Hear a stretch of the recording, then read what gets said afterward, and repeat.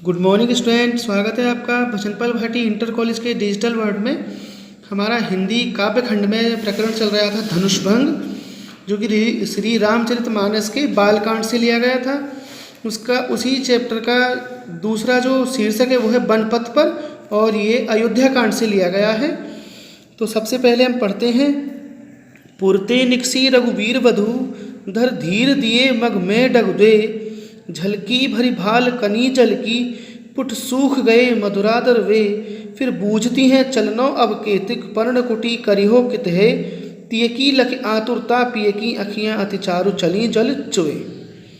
ठीक है, तो सबसे पहले हम इसका संदर्भ देखेंगे। तो संदर्भ लिखेंगे, प्रस्तुत छंद महाकवि गोस्वामी तुलसीदास द्वारा रचित कवितावली के अयोध्या खंड से उत्कृत है। यह हमारी पाठ्यपुस्तक के काव्यखंड में बनपथ पर नामक शीर्षक से लिया गया है, शीर्षक के अंतर्गत संकलित है। ठीक है, इसका प्रसंग क्या होगा? कोमल अंगों वाली सीता जी बनपथ पर यानी वन मार्ग पर जा रही हैं। इस पद में गोस्वामी तुलसीदास जी ने उनकी व्याकुलता का बहुत ही सुंदर यानी मनमोहक चित्रण प्रस्तुत किया है। पुरते पुर यानी अयोध्या से, रघुवीर वधु भगवान श्री राम की पत्नी, धर धरी माने रखे, धीर माने धीरज धारण करते हुए, मग में मार्ग में, डग केवल दो कदम ही चल पाई थी, जलकी झलकी भरी भाल कनी जल की पसीने की बूंदें, पुट होठ मधुरादर वे यानी उनके मधुर होठ जो थे वो सूख गए प्यास के कारण। फिर पूछती हैं कि अब कहाँ तक चलना है। पर्णकुटी पत्तों से निर्मित कुटिया को कहाँ बनाएंगे।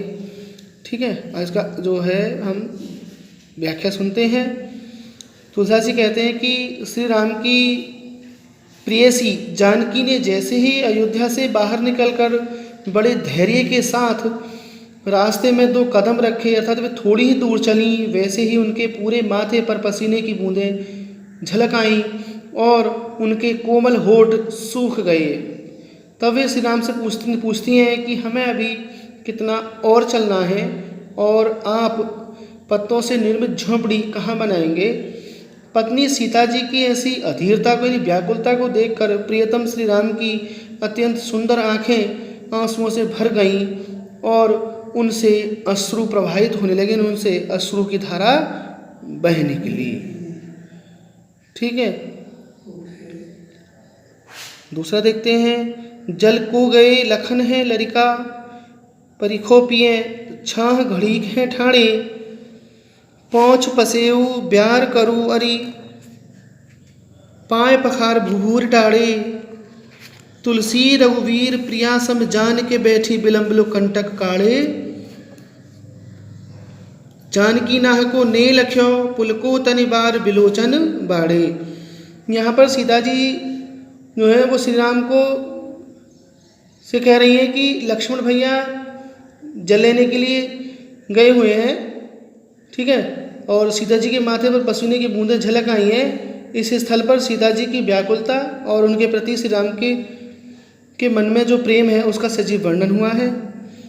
तो सुनते हैं सबसे पहले इसकी कि जल को गए हैं लखन लरिका, परिखो पिए छाए घड़ी के ढाड़े। घड़ी का मतलब हो गया यहाँ पर घड़ी भर के लिए ठाड़े खड़े हो जाते हैं छाए में, किसी छाए के नीचे। ठीक है ना, कह रही हैं सीता जी कह रही हैं कि लक्ष्मण भैया जल लेने के लिए गए हैं, तब तक हम किसी वृक्ष की छाए के नीचे घड़ी भर के लिए उनकी प्रतीक्षा कर लेते हैं यानी खड़े हो जाते हैं। पहुँच पसे प्यार करो और पाए पखेर भुभुर डाले, भुभुर माने धूल से सने हुए पैरों को मैं आपके माथे पर आए हुए पसीने को पहुँच देती हूँ और आपके धूल से सने हुए पैरों को साफ कर देती हूँ।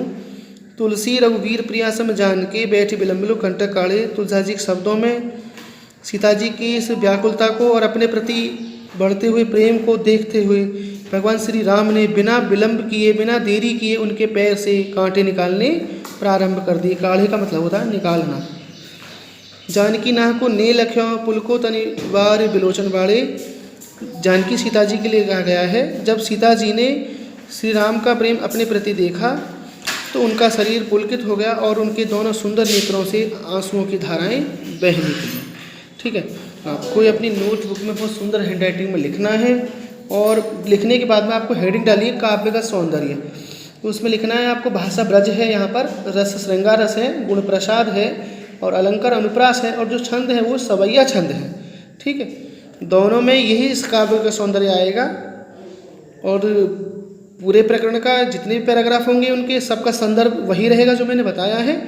आपको अपनी नोटबुक में ये बहुत सुंदर हैंडराइटिंग में लिखने हैं। लिख करके आपको कॉलेज आकर के नोट्सबुक चेक भी अवश्य करानी है। ठीक है।